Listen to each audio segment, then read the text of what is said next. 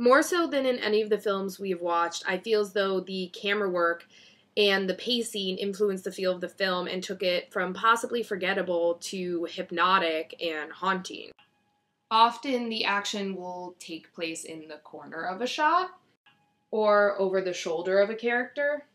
And many times the camera stays stationary while characters move in and out of the shot, often having their heads cut off and the focus being placed on their body. This all gives the film a voyeuristic, disorienting, and very creepy sensibility. Often the action is even out of focus, almost as if you can never really get a full sense of what is happening.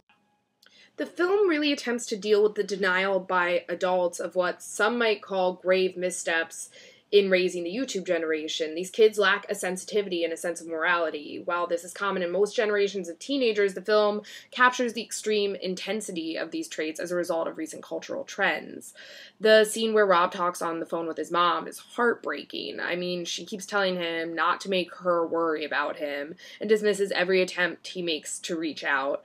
It also served nicely to let us in on into Rob's mind a little more in a subtle and disturbing way when he tells her he isn't sure if he's a good person.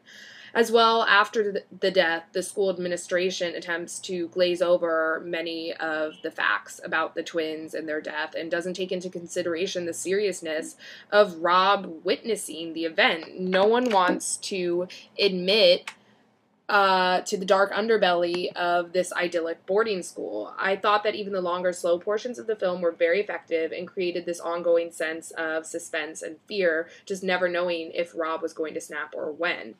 I would have liked to see maybe a failed attempt on Rob's part to incorporate some of the sexual violence he is so drawn to in the scenes with Amy. The scene by the piano where he sort of half-heartedly chokes her was really uncomfortable but great, and I expected it to be pushed further maybe later on in the film.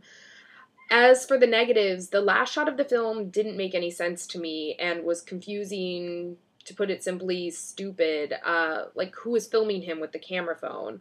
Although I didn't have an issue with the ambiguity of the earlier camera phone shot when the twins are dying.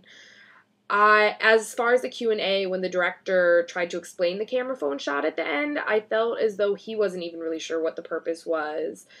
And while I didn't necessarily dislike the choice to show Rob covering the mouth of one of the twins, I was disappointed that it was an afterthought and hadn't been a driving force in the character's psychology throughout the making of the movie. It changes the character of Rob and the entire film a lot, and it seems weird to me that it was just thrown in there.